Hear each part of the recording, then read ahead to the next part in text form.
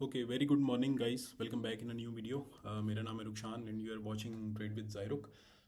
कल हमने कुछ मेजर न्यूज़ पे डेवलपमेंट्स पे बात की थी कि मार्केट किस तरह से बिहेव कर सकता है आने वाले वीक में। सो वो तो कल की खैर सारी की सारी न्यूज़ थी, बट कल भी सैटरडे था, आज संडे है। सो आज भी कोई इतनी हमारे पास न्यूज़ नहीं है बिकॉज मार्केट्स सारी की सारी बंद हैं। बट मंडे वाले दिन अगर हम मेजर एक न्यूज़ के बारे में बात करें तो सीपीआई एंड पीपीआई ये दो हमारे पास एक मेजर न्यूज़ बन सकती हैं। लेकिन क्योंकि ये अमेरिकन न्यूज़ नहीं है, सो कोई इतना ख़ास मार्केट में इम्पैक्ट पड़ेगा नहीं, ना डॉलर पे ना क्रिप्टो मार्केट पे। सो उसके बाद अगर हम नेक्स्ट डे पे देखें तो ट्यूसडे मार्च 10 में कोई हमारे पास इंपॉर्टेंट न्यूज़ नहीं है। लेकिन उसके बाद वेनसडे, थर्सडे, फ्राइडे में हमारे पास बहुत सारी न्यूज़ हैं। ये जितने भी आपको रेड में नज़र आ रही हैं सारी की सारी यूएसडी की न्यूज़ हैं, और यूएसडी की न्यूज़ से ये जीबीपी की न्यूज़ एंड यूएसडी की न्यूज़, इससे काफ़ी ज़्यादा फ़र्क पड़ता है मार्केट के अंदर। और कल मैंने एक और बात, एक बड़ा एक सिंपल सी आपको टर्म बताई थी कि अगर कोई भी ऐसी न्यूज़ है जो मार्केट में गोल्ड के लिए बुलिश है तो क्रिप्टो बेरिश हो जाता है, और जो क्रिप्टो के लिए बेरिश है गोल्ड बुलिश हो जाता है। सो इस तरह के फैक्टर्स हैं जो मार्केट में न्यूज़ को जल्दी जज करने के, या फिर अगर आप डॉलर के लिए देखोगे कोई भी इस तरह की न्यूज़ होगी जो डॉलर के लिए बुलिश होगी तो ऑटोमेटिकली जो गोल्ड है वो तो थोड़ा सा मतलब या साइड वेज रहेगा या हल्का सा डाउन आएगा। लेकिन ये है कि क्रिप्टो साथ साथ थोड़ा सा गिरना स्टार्ट हो जाएगा। एंड सेम वाइज इसी तरह, लेकिन ये दोनों वाइस वर्सा चलते हैं कि अगर गोल्ड थोड़ा सा ऊपर जा रहा है तो क्रिप्टो हल्का हल्का गिरना शुरू होगा, और वाइस वर्सा इसी तरह चलेगा। सो नेक्स्ट हम उस पर चार्ट्स पे बात कर लेते हैं कि जो हमारे पास मेजर चार्ट सेक्शन है उसके अंदर लिक्विडिटीज़ वगैरह, जो हमें लिक्विडिटी के मुख्तलिफ वेबसाइट्स मिल रही हैं। साथ ही आपको इसके प्रॉपर वेबसाइट्स के नाम भी नज़र आ रहे होंगे। कोइन ग्लास है और इसमें और भी कई तरह की हैं। ये इससे आगे भी एक और वेबसाइट का मैं आपको बताता हूँ, लेकिन कोइन ग्लास है, ये भी काफ़ी अच्छी वेबसाइट है। सो ये हमें बता रही है इस टाइम पे कि मार्केट की जो लिक्विडिटी है वो तकरीबन 69 और 70,000 के बीच एंड प्लस 65 के बीच बीच, मतलब मार्केट एक तरह के एक साइड वेज मोमेंटम बना रहा है। और आगे आने वाले टाइम में ये किस तरह से शो करता है वो हम देखते हैं। लेकिन अगर आप वॉर सेक्टर्स के बारे में बात करो तो नॉर्मली हिस्टोरिकली ऐसा होता रहा है कि जब भी किसी भी जगह पे कोई भी जंग स्टार्ट होती है मार्केट के अंदर, इस तरह के क्राइसिस आते हैं तो हमेशा गोल्ड वो पम्प करता है और जो क्रिप्टो मार्केट है वो डंप करती है। ऑब्वियस है कि ये एक थोड़ा सा वॉलेटाइल एसेट है, सो लोग इसमें से पैसा निकाल के किसी अच्छे एसेट में डालते हैं, जो कि गोल्ड हो गया। इस तरह की सारी सिनेरियोज, और ख़ास तौर पे एनर्जी, जैसे हमारे पास गैस है एंड पेट्रोल डीजल, इनकी प्राइसेस में काफ़ी ज़्यादा फ़र्क आता है। ये बहुत ज़्यादा बूस्ट करती हैं वॉर टाइम फ्रेम्स में, जैसे कि अभी भी प्राइसेस काफ़ी ऊपर जा रही हैं। सो ऑब्वियस है कि लोग उसमें भी इन्वेस्ट करना शुरू करते हैं, तो इन इस तरह के एसेट से पैसा निकलना शुरू हो जाता है। सो एक वजह तो ये भी है। सो अगर आप सिर्फ लिक्विडिटी की बात करो, लिक्विडिटी का एक सिंपल सा मतलब इसके स्टॉप लॉसेस भी होते हैं, एंड वो अभी 69 टू 65 एरिया के करीब करीब कहीं पे लाई करता है। इसका मतलब है कि मार्केट थोड़ा सा साइडवेज अभी मोमेंटम शो करेगा। अच्छा, नेक्स्ट अगर लोग कितना मार्केट के अंदर अभी इंटरेस्टेड हैं या लोग मार्केट से डरे हुए हैं, तो उसके लिए हमें ये एक्सट्रीम सीएमएस की सीएमसी का crypto fair and greed index बताता है। सो अभी इस टाइम पे ये तकरीबन 18 पे है। इसका मतलब है कि लोग काफ़ी डरे हुए हैं। बट एक और हिस्टोरिकली एक और भी चीज़ इसमें इस तरह से भी आप देख सकते हो कि जब भी ये ग्राफ नीचे जाता है, मतलब 18, 15, 10 इसके आसपास कहीं पे भी रहता है, जो लास्ट एक हमारे पास बुल रन आया था उसके अंदर भी मार्केट काफ़ी ज़्यादा एक्सट्रीम फेयर में थी। जब भी कभी भी इस तरह का होता है तो हमेशा ख़रीदारी उसी टाइम पे करते हैं जब मार्केट पहले से गिरी हुई होती है। अगर मार्केट उठ चुकी है तो उस टाइम पे वो बेचने का टाइम होता है, वो ख़रीदने का टाइम नहीं होता। सो अभी बेसिकली ख़रीदने का ही टाइम है। लेकिन मार्केट कहाँ तक जाके अपना एक बॉटम बनाएगा और उसके बाद फिर से उठने की कोशिश करेगा, ये हमें उस चीज़ के लिए हमें वेट करना है। और वो हमें चार्ट्स बताएंगे, न्यूज़ बताएंगी, और ये सारे का सारा सेटअप होगा। ओके, नेक्स्ट हम इस चीज़ पे चलते हैं कि कितने परसेंट मार्केट में लोगों ने बाई किया हुआ है और सेल किया हुआ है। सो उससे भी हमें काफ़ी ज़्यादा फ़र्क पता चलेगा। अब ये टेकर बाय एंड सेल जो वॉल्यूम है टोटल, अगर मैं इसको 24 आवर टाइम फ्रेम पे लेकर जाऊँ तो 51 एंड 48% कोई ख़ास ज़्यादा फ़र्क नहीं है, और कल भी यही तकरीबन 2-2.5% का फ़र्क था। बट अगर सेम इसी दूसरी वेबसाइट को भी मैं एक दफ़ा दोबारा से रीलोड कर देता हूँ। अब अगर हम इसमें भी ये सेम न्यूज़ चेक करें, सेम डेटा चेक करें, तो टाइम फ्रेम्स ये ऊपर टॉप पे लिखे हुए हैं। वन डे के टाइम फ्रेम पे मार्केट में तकरीबन लॉन्ग्स वालों की 62% है और शॉर्ट 37% है। इसका मतलब है कि काफ़ी ज़्यादा लोग इस टाइम पे लॉन्ग कर रहे हैं मार्केट को, क्योंकि मार्केट स्लोली स्लोली अपने जो एक हायर टाइम फ्रेम का सपोर्ट है उसके करीब जा रही है। सो ऑब्वियस है कि वहाँ से आपको लॉन्ग करना चाहिए। लेकिन जब आप लॉन्ग करोगे और इस तरह के सेक्टर में करोगे तो ऑब्वियस है कि जो लिक्विडिटी है वो नीचे बनती जाएगी, और जब लिक्विडिटी बनती जाएगी तो मार्केट उसको ग्रैब करने के लिए जाएगी, जब तक सारे के सारे रिटेल ट्रेडर्स आउट नहीं हो जाते, और उसके बाद फिर एक दफ़ा से पंप आएगा। ओके, नेक्स्ट हमारे पास JPY USD अभी भी थोड़ा सा जो strengthen weak and strong meter है उसमें USD अभी वीक हो रहा है। तो USD अगर वीक होता जा रहा है स्लो स्लो स्लो स्लो, तो इसका मतलब ये है कि जो गोल्ड है उसको हल्का हल्का पंप करना चाहिए, और अगर गोल्ड पंप करेगा और USD वीक हो रहा है तो क्रिप्टो में भी पैसा आना चाहिए। बट पहले गोल्ड में जाएगा और उसके बाद क्रिप्टो में आएगा। सो ये तो ओवरऑल एक बिल्कुल एक सिंपल सी न्यूज़ एनालिसिस है, या आप इसको डेटा एनालिसिस कह लो। इसके अलावा बहुत ज़्यादा और भी वेबसाइट्स हैं, और अगर इतनी सारी वेबसाइट्स का डेटा हमें चाहिए नहीं, बिकॉज ये मोर देन इनफ होता है मार्केट को जज करने के लिए। ओके, उसके बाद हम एक नेक्स्ट चीज़ पे चलते हैं, और उसकी जो नेक्स्ट चीज़ हमारे पास इस टाइम पे आ रही है वो है फ़िलहाल जो मार्केट में डोमिनेंस का चार्ट।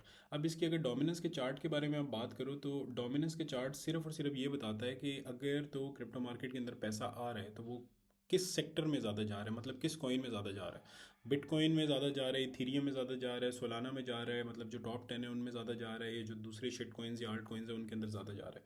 तो फिलहाल जो मार्केट की बिटकॉइन की डोमिनेंस है वो तो ऑलमोस्ट अपनी, अगर आप थोड़ा सा अंदाज़ा लगाओ तो ये अपने सपोर्ट के करीब करीब ही है, जहाँ से ये लास्ट टाइम इसने पंप किया था, मतलब 2-2.5% ऊपर है, लेकिन फिर भी ये एक सपोर्ट ही कंसिडर होगा।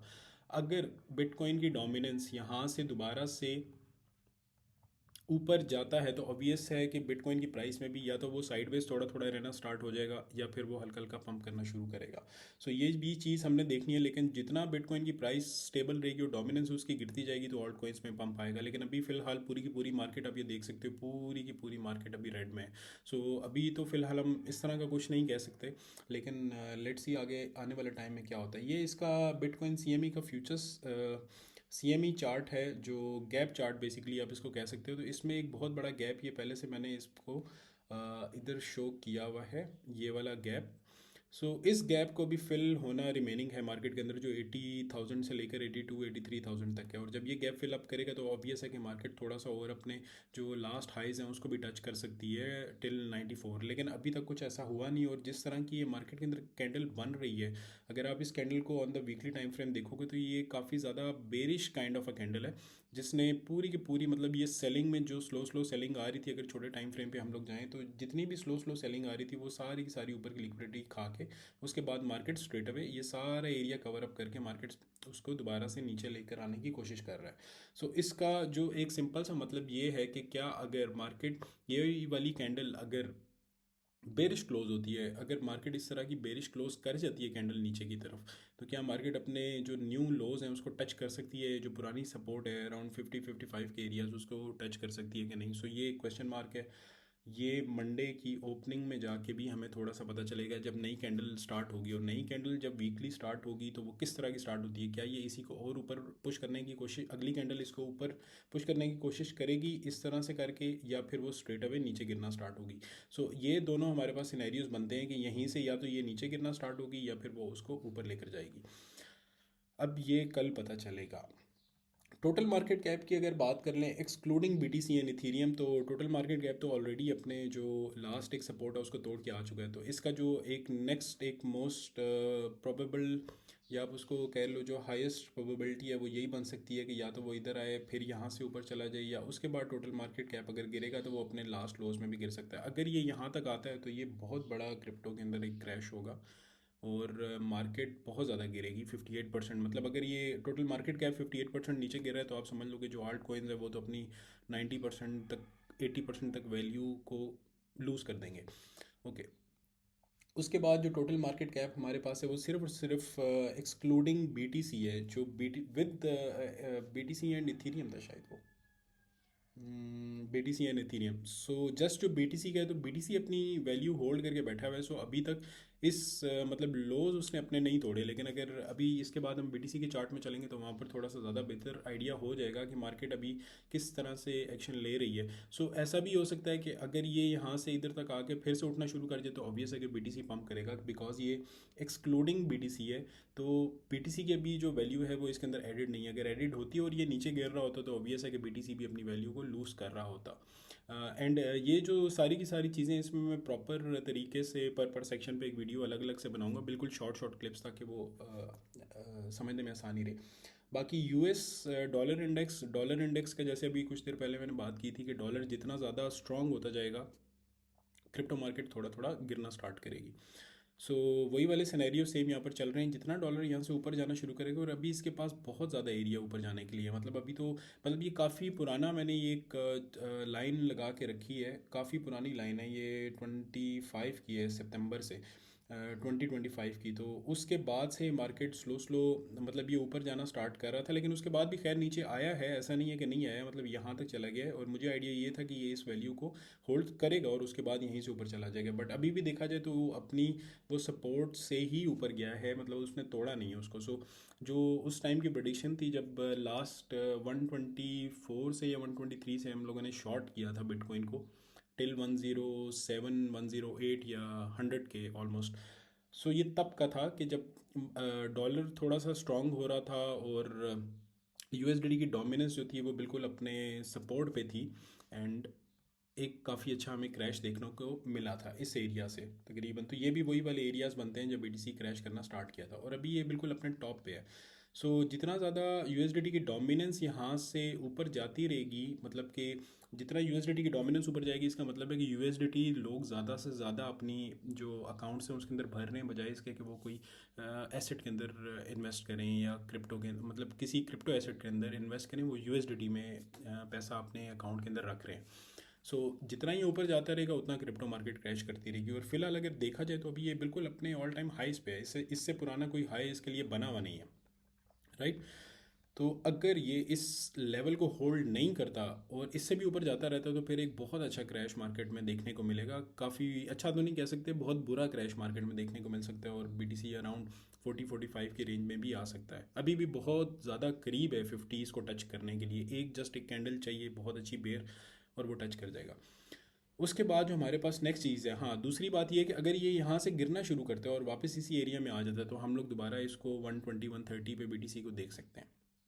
ये मैटर ऑफ टाइम है। अब ऑब्वियस है कि जो डेटा बताएगा उसके हिसाब से डिसीजंस लेंगे, बगैर डेटा के डिसीजंस नहीं ले सकते।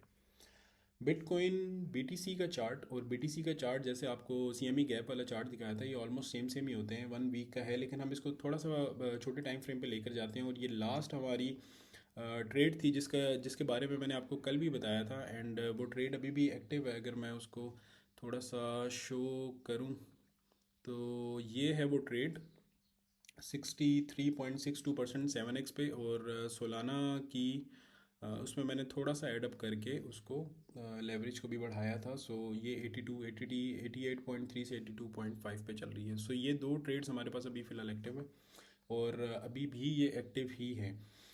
सेकेंडली इनका जो अगर ट्रेड की आपको ओवरऑल मैं बताने की कोशिश करूँ कि ट्रेड के एनालिसिस क्या थे, और ये बहुत ही एक सिंपल से एनालिसिस होते हैं। वो वजह ये थी कि मार्केट के अंदर अगर आप सबसे पहले एक चीज़ नोट करोगे तो मार्केट का पहले ये एक हाई था, इसको मैं थोड़ा सा, ये मार्केट का एक हाई था, और उसके बाद अगर मार्केट का आप लो देखोगे तो ये मार्केट ने एक लो बनाया, राइट।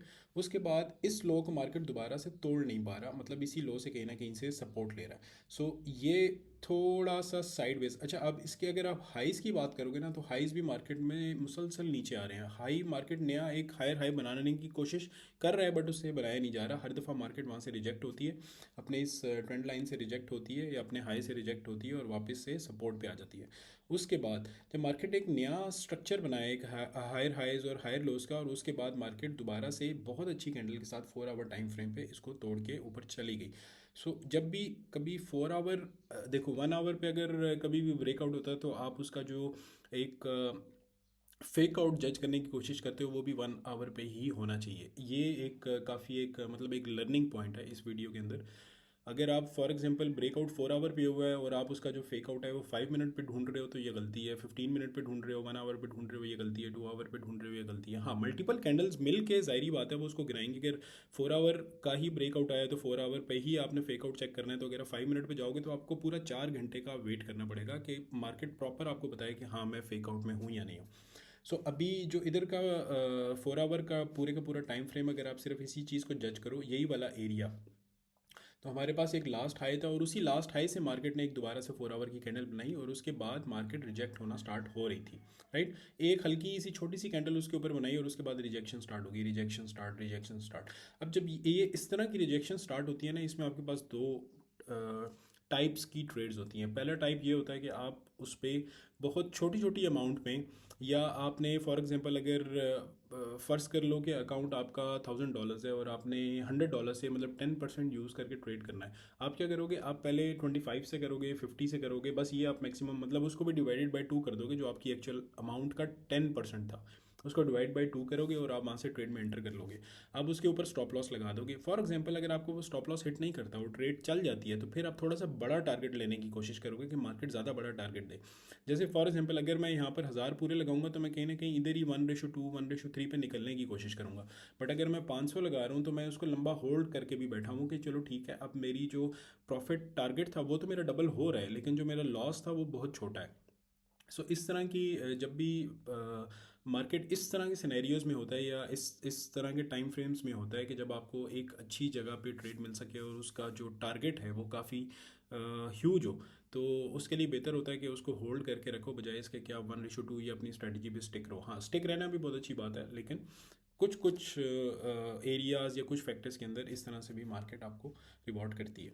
सो ये जो था, ये पूरी की पूरी ट्रेड जो है ये थी बिटकॉइन के ऊपर। और अभी जो नेक्स्ट अगर इसकी बात करूँ कि क्या हो सकता है, तो मैं ये देख रहा हूँ या मैं ये देखना चाह रहा हूँ कि मार्केट देखो कहाँ से गिरती भी आ रही है, राइट। लेकिन ये वाला जो एरिया है ना, ये सारे के सारे एरिया अगर मैं इसको थोड़ा सा बड़ा कर दूँ, तो ये पूरे का पूरा जो एरिया है मार्केट इसको क्रॉस करके नीचे नहीं जा पा रही। लेकिन अगर यही मैं थोड़ा सा 1 डे टाइम फ्रेम पे जाऊँ तो ये एक हमारे पास सपोर्ट एरिया भी है। मतलब ये जो प्रॉपर एक 45 डिग्री एंगल एक सपोर्ट मार्केट बना के आ रहा है, ये हमारे पास सपोर्ट एरिया भी है और वो कहीं ना कहीं 58-60 के करीब करीब ही टच हो रहा है, जो कि लास्ट हमारी सपोर्ट थी। सो मार्केट यहाँ से गिर के सपोर्ट लेके भी फिर ऊपर जा सकता है और ऊपर जाने के इसके बहुत सारे चांसेस हैं, क्योंकि जो लोग आईसीटी और इस तरह में ट्रेड्स कर रहे हैं वो लोग भी ये बता सकते हैं कि जो एक अच्छा एक ऑर्डर ब्लॉक है, मार्केट उसको बेरिश को टच करने वापस ज़रूर जाता है। सो अगर मार्केट उसी बेरिश ऑर्डर ब्लॉक्स को भी टच करने जा रहा है तो हमारे पास तकरीबन 96-97,000 का एक जो पूरा गैप है वो हमारे पास बन जाएगा, मिल जाएगा, हमें वो मिल सकती है ट्रेड। अब उसके लिए ज़रूरी है कि मार्केट यहाँ पर कहीं ना कहीं सपोर्ट ले, और जितना ज़्यादा मार्केट स्लोली इसके नीचे आएगा ना, जितना स्लोली मार्केट यूँ आएगा, बिल्कुल स्लो स्लो करके मार्केट आएगा, वो उतना ही हमारे लिए ज़्यादा बेहतर है। उसकी वजह सिर्फ ये है, अगर मार्केट स्ट्रेट क्रैश करेगा और उसके बाद मार्केट स्ट्रेट ऊपर भी चला जाएगा, उससे कोई ख़ास फ़र्क नहीं पड़ेगा। लेकिन मार्केट जितना ज़्यादा स्लो स्लो करके नीचे गिरेगा, इसका मतलब है कि हर एक जगह पे जो जो लोग मतलब ईएमएस को ट्रेड करते हैं, जो लोग मार्केट स्ट्रक्चर को ट्रेड करते हैं, इस तरह के बहुत सारे डिफरेंट काइंड ऑफ ट्रेडर्स हैं, जो लोग छोटे टाइम फ्रेम पे ब्रेकआउट्स को ट्रेड करते हैं, जो रीटेस्ट को ट्रेड करते हैं, बहुत सारे डिफरेंट काइंड्स ऑफ मतलब ट्रेडिंग स्ट्रेटजीज़ हैं। सो अगर हर एक को आप नोट कर लो या हर एक का आइडिया आपके माइंड में हो, तो इससे क्या होगा कि जब मार्केट स्लो स्लो करके बिल्कुल नीचे आ रही है, तो जितने भी लोग उसको साथ साथ ट्रेड कर रहे होंगे वो उसके ऊपर उनके स्टॉप लॉसेस रिमेनिंग है। सो जब सारों के स्टॉप लॉसेस इस एरिया के ऊपर रिमेनिंग होंगे slow slow slow slow slow slow करके, तो मार्केट के पास एक बहुत अच्छी वजह होगी कि मार्केट स्ट्रेट अवे ऊपर जा सके। इसका एक बेसिक मकसद सिर्फ और सिर्फ यही है। सो अभी मार्केट बहुत ही स्लो स्लो करके वापस आ रहा है। अगर आप इसको 1 आवर या 30 मिनट्स पे देखोगे तो मार्केट बहुत स्लो वापस आ रहा है, राइट। ये देखो मार्केट बहुत स्लो स्लो करके वापस आ रहा है और ये यहाँ पर कहीं ना कहीं पे अच्छा एक सपोर्ट बनाए, और उसके बाद जो नेक्स्ट स्ट्रेटेजी होगी वो यही होगी कि हम या तो छोटा ऐसे छोटी अमाउंट यूज़ करके हम बड़े टारगेट्स को टारगेट करें, बड़े एरियाज़ को टारगेट करें, या फिर हम ये कर सकते हैं कि अगर हम हाई अमाउंट लगा रहे हैं तो फिर हम थोड़े से 15 मिनट या 1 आवर की कैंडल्स पे और उसके टाइम फ्रेम्स पे छोटे स्टॉप लॉसेस के अंदर काम करें कि 2-3 दफ़ा भी अगर एसएल हिट होता है तो ठीक है, लेकिन अगर एक दफ़ा ही टारगेट मिलता है तो वो टारगेट बहुत बड़ा होगा। और डेली ट्रेड करना या डेली मार्केट के अंदर, हाँ डेली आपको बैठना पड़ेगा, आपको चार्ट देखना पड़ेगा, बस एक दफ़ा आपने देख लिया, आपने अपने एरियाज़ को नोट कर लिया, डेट सेट। इससे ज़्यादा आपको मतलब हर वक्त स्क्रीन के सामने बैठने की ज़रूरत नहीं है। लेकिन आपको ये ज़रूर पता होना चाहिए कि मार्केट के अंदर क्या चल रहा है और किस तरह से चल रहा है। ये जब एक्सपीरियंस आपके पास आ जाए तो उसके बाद जो बहुत ज़्यादा टाइम होता है मार्केट को जज करने का वो ख़त्म हो जाता है। सो अभी तक अगर बिटकॉइन के लिए जो नेक्स्ट एक एरिया है वो मैंने आपको ऑलरेडी बताया कि अगर कुछ हो सकता है तो क्या हो सकता है। एंड मार्केट यहाँ तक आए नहीं आए कोई पता नहीं। मेरा जो ट्रेलिंग एसएल है वो तो ऑलरेडी मतलब 1:5 से ऊपर है अब। सो अब कोई इतना इशू है बनता नहीं है। लेकिन अगर मार्केट इन केस यहाँ तक भी आके ऊपर जाने की कोशिश करता है तो फिर भी ठीक है, क्योंकि हमारे पास एक रेजिस्टेंस लाइन आ रही है। और मुझे तो यही लग रहा है कि मार्केट अपने एक दोबारा से जो ये सपोर्ट एरिया है इसको टच करेगा और उसके बाद स्लो स्लो स्लो स्लो करके ऊपर जाएगा। मतलब अगर इसको मैं थोड़ा सा तरीके से बताने की कोशिश करूँ तो कुछ ना कुछ हमारे पास इस तरह से बनेगा। और उसके बाद मार्केट यूँ टच करके किसी अपने एक रेजिस्टेंस के करीब थोड़ी देर टाइम स्पेंड करेगी और उसके बाद फिर यूँ करके मार्केट ऊपर जा सकती है। लेकिन ऑब्वियसली अभी वॉर सेक्टर है, जंग चल रही है, यूएस, ईरान, इसराइल और डिफरेंट कंट्रीज़ उसमें एडअप होते हैं कि नहीं होते वो एक अलग सेक्टर है। लेकिन बात सिर्फ इतनी सी है कि अगर इस तरह ये जंग वगैरह ख़त्म होती है तो ऑब्वियस है कि मार्केट पंप करेगी। अगर नहीं ख़त्म होती तो फिर बहुत ज़्यादा बड़ा क्रैश आने की उम्मीद है।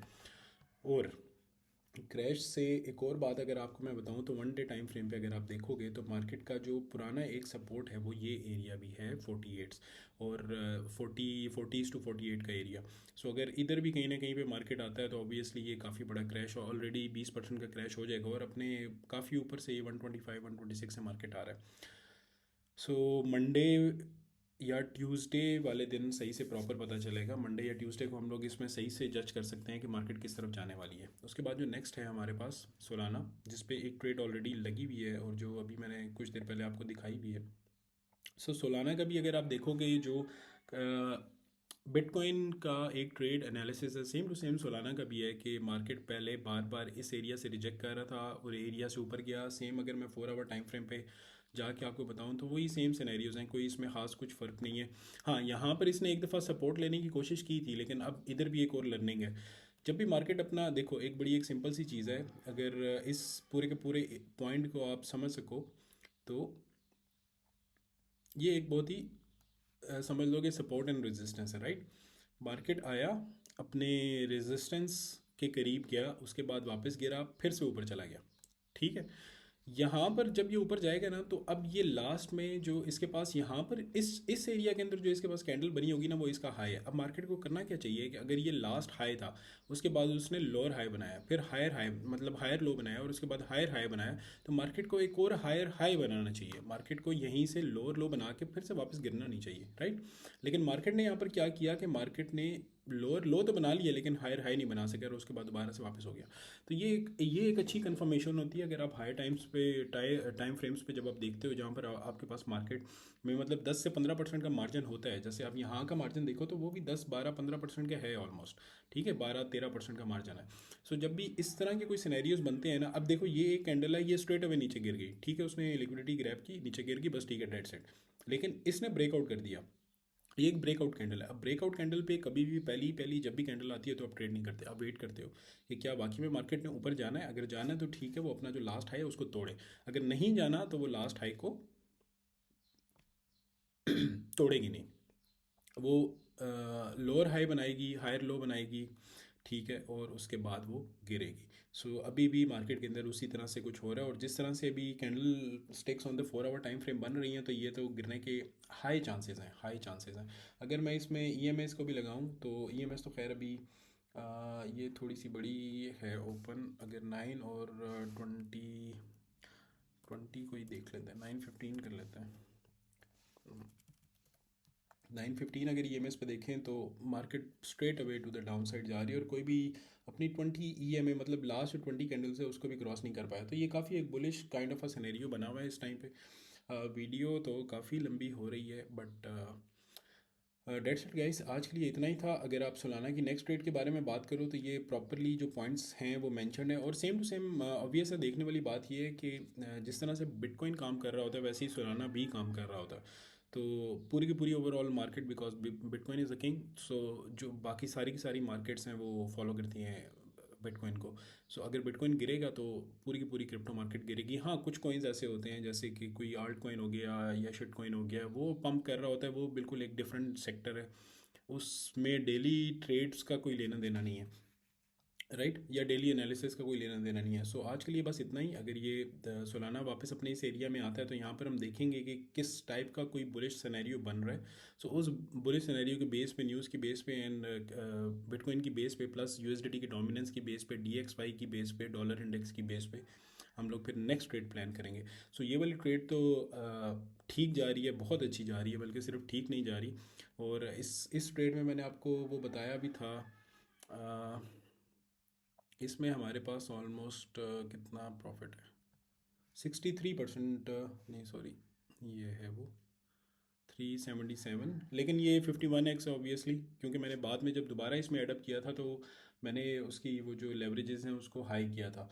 सो बिकॉज लेवरेज हाई करने का सिर्फ और सिर्फ मकसद ये था कि अगर वो मार्केट दोबारा से रिवर्स भी करती तो मैं ब्रेक इवन निकल जाता, लेकिन वो ब्रेक इवन करने का उसने मौका ही नहीं दिया, वो तो स्ट्रेट अवे गिरी है मार्केट ना। सो ऑब्वियस है कि वहाँ से इस एरिया से कहीं ना कहीं से मैंने और उसमें अमाउंट जब एडअप की थी तो ये इस तरह से लेवरेज हाई कर दिया था। सो अब अगर ये यहाँ तक आता है तो वो क्लोज टू, अगर आपने समझ लो कि 100 लगाए हैं तो वो 1000 हो जाएंगे, 10 लगाए हैं तो वो 100 हो जाएंगे। ये एक बड़ा एक सिंपल सा स्ट्रक्चर है 79 तक। राइट। तो अभी भी इसके पास काफ़ी ज़्यादा गिरने के चांसेस हैं, और सेम वही वाला स्ट्रक्चर है कि मार्केट जिस तरह से स्लो स्लो स्लो स्लो करके गिरेगी उतना ही हमारे पास ज़्यादा जो इसके ऊपर जाने के चांसेस हैं वो ज़्यादा होंगे। और अगर मार्केट का आप कंप्लीट ये चीज़ अगर नोट करो तो मार्केट कहाँ तक ऊपर जा सकती है, तो हमारे पास अभी बहुत ज़्यादा एरिया है जहाँ तक मार्केट टोटल ऊपर जा सकती है। सो ये वाला सेक्टर है, अगर फॉर एग्जांपल इधर से कहीं से सपोर्ट लेके भी मार्केट यहाँ तक जाती है तो 140 141, और स्पॉट वाले जो लोग स्पॉट के लिए करते हैं उनके लिए भी थोड़े से ये अच्छे एरियाज़ हैं। स्पॉट का भी आइंदा आने वाली वीडियोस में मैं ज़रूर बताया करूँगा कि जो फ्यूचर्स कर रहे हैं उन फ्यूचर्स वालों के लिए क्या है और स्पॉट वालों के लिए क्या है। बहरहाल अगर आप अभी देखो तो मार्केट प्रॉपर एक तरह से आप इसको एक तरह का एकोमुलेशन फेज़ भी कह सकते हो, क्योंकि देखो मार्केट ने यहाँ से ये जो पूरे का पूरा एरिया था ना, एकोमुलेशन फेज़ ये था। राइट। एकोमुलेशन फेज़ क्या होता है कि किसी भी एक एरिया के बाद मार्केट थोड़ा सा साइडवेज रहती है, मतलब इस तरह से मार्केट या नीचे से ऊपर आ रही होगी और यूं करके साइडवेज रहेगी, और फिर उसके बाद कोई एक फेक आउट दिखा के तो वहाँ से गिरेगी। राइट। ये एक डिस्ट्रीब्यूशन फेज़ है।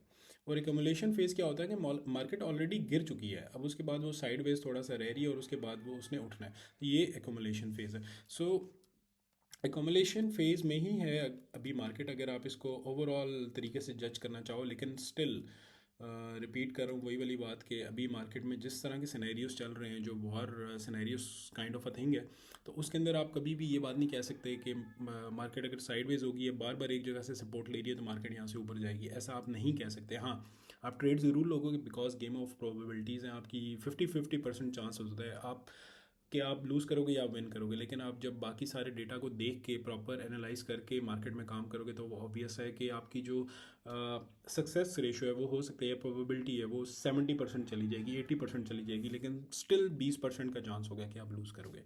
सो इन सारी चीज़ों को देखना पड़ता है, एंड ऑब्वियसली डेली बेसिस पे ये वीडियो आ रही है, इसको लाइक शेयर सब्सक्राइब ज़रूर करना।